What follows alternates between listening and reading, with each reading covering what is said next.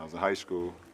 I was growing up through the ranks when Kobe came into the league. He was, it wasn't a dream of mine to come straight, from high school at that point in time to the NBA. But I was like, wow, a 17-year-old, 18-year-old kid being able to make that leap, that's pretty damn cool. And as I started playing more ball and I went into high school, the things that he was doing on the floor, I, admired and wanted to be a part of. I went to ABCD camp, and he came and talked to all the kids that was there, and I happened to be one of the kids that was there, and I was just listening. I was just trying to soak everything up I could, And I remember one thing that he said. He was like, if you want to try to be, great at it, or want to be one of the greats, you got to put the work in. There's no substitution to work. And I was a 15-year-old kid at that camp. You can actually find the footage of him at that camp. And then 2001, I believe I was playing in New Jersey, and the All-Star game, if I'm not mistaken, and y'all can correct me, was in Philly, right? Yeah, that Saturday, me and Maverick drove to the Intercontinental downtown Philadelphia, and he gave me a pair of his shoes, which I ended up wearing that following night. It was the red, white, and blue Kobe's. I was a 15, and he was a 14, and I wore them anyways.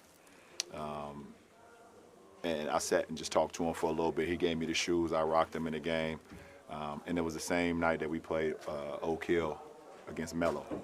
And then I saw what he was able to do the very next night, winning MVP here in Philly. That following night.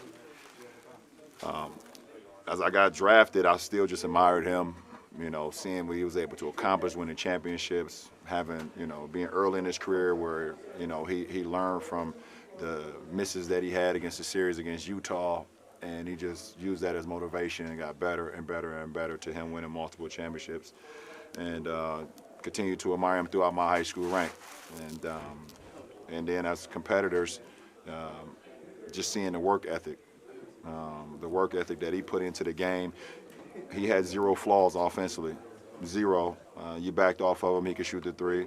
You body him up a little bit, he can go around you. He can shoot the mid-range, he can post, he can make free throws. He had zero flaws offensively. And, that's something that I admired as well, just being at a point where the defense will always be at bay, where they couldn't guard you at all offensively, where you just felt like you was just immortal offensively because of your skill set and your work ethic.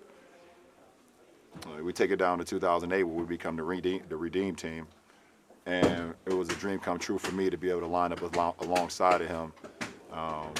Just admiring him for so many years, and seeing him from afar, and then being able to be in practices with him, and me watching and learning. So on. I mean, it's just too much. It's just too much. The story is just too much. It doesn't make sense. And just to make a long story short, now I'm here in the Lakers uniform in Philadelphia, where he's from, where one of the first time I ever met him, gave me his shoes, he won All-Star Week. It's surreal. It doesn't make no sense, but the universe just puts things in your life, and when you live in the right way, or you just giving everything to whatever you're doing, things happen organically, and it's not supposed to make sense, but it just happens. And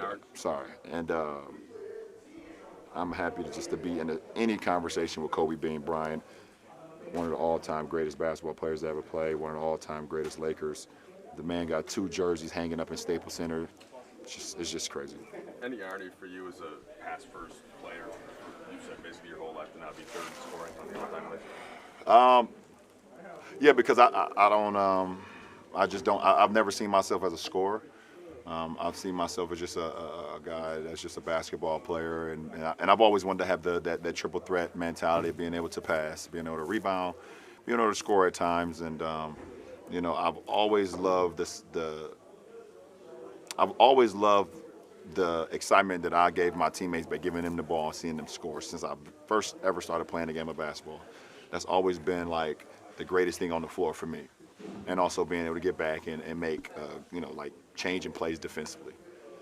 So to be in this position as far as a scoring record or scoring list, that also doesn't make sense to me. LeBron, you never played against Michael, so you could always chase his ghost, call him an idol. You played against Kobe for so long. Was there a point where you have to stop idolizing him so you can play against him and compete and win and all those kinds of things? No, no, but you also can keep the main thing the main thing. Once the game started, when we competed against each other, probably after the first time I played him, my rookie year, you keep the main thing, and you're trying to go out and win the game, and he's trying to destroy you because that's what Kobe's all about. He has zero friends out on the floor, but that doesn't mean that I'm still not admiring the guy that I'm playing against. I'm able to still prioritize and understand what's going on the floor. So, and I think I showed that when we competed against each other. And then not getting a chance to play against him in the finals. At one time you said that was one of your very few regrets in your basketball career. Does that still stand? I don't want to say it's a regret because it is what it is. The game has given me everything, and I've given the game everything as well. But we had an opportunity. I think that was 2009 or 8, the year we lost to Orlando in the Eastern Conference Finals, and we had a hell of a year that year. I think we were 66-16, and we got all the way to the Eastern Conference Finals, but we ran up against a Dwight Howard in his prime, and he completely he crushed us, and along with Hedo and Rashard Lewis and the rest of those guys. But no, it's not a regret. I think it would have been amazing to be able to compete against Kobe in the finals. It would have been great for the fans, but it's no regret. We had enough battles. Kobe, in the last couple of years, Huh? with the layup, was that the way you envisioned it, that you would pass it? No, I didn't. It didn't matter. It could have been a layup. It could have been a free throw. It could have been a dunk. It could have been a three. It could have been a tip in. It doesn't matter. Because for me, I didn't go into the game saying, okay, this is how I'm going to do it. If it would have happened, if it happened tonight like it did, cool. If it didn't, I really wasn't tripping about it. What's it been like adjusting to having Kobe as a spectator at your games and sort of cheering you on as you were chasing this record? It's pretty cool. It's pretty amazing. That's pretty much how I'm gonna be when I'm done playing. Being able to come back and watch this beautiful game, and hopefully, there's somebody still playing the game at a high level. That guy across the hallway, Ben Simmons, I can sit and watch him and see how much he's continued to grow and watch him, see him continue to do what he do, because he's growing every day. So, I mean, it's a pretty cool thing to see him and see Gigi at the games and just it's a brotherhood. It's a brotherhood being a part of the Lakers franchise, and we all root for one another, no matter past, present, or future. That's what it's about. Last two questions.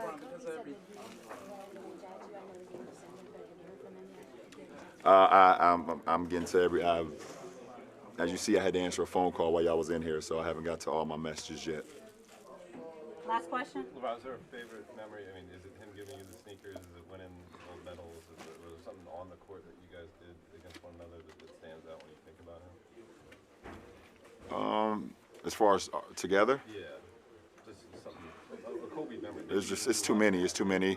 It could be the last game we played against each other in Staples. It could be his last All-Star game. Right there at halftime, he was getting interviewed by the great Craig Sager, rest in peace. That is an unbelievable moment right there, and I went over there and hijacked his interview.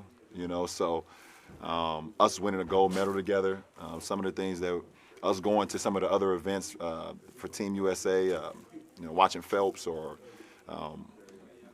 so many different things that we did together as teammates. So like I said, I was a 15-year-old kid who was able to meet him. I was in awe. And he gave me a pair of his shoes. It's not just one. It's impossible to just single out just one of them, but it's cool to know that you have the support of one of the all-time greats that ever played this game, and someone that you admired to be like on the floor and do the things, win championships, be young, and be remembered.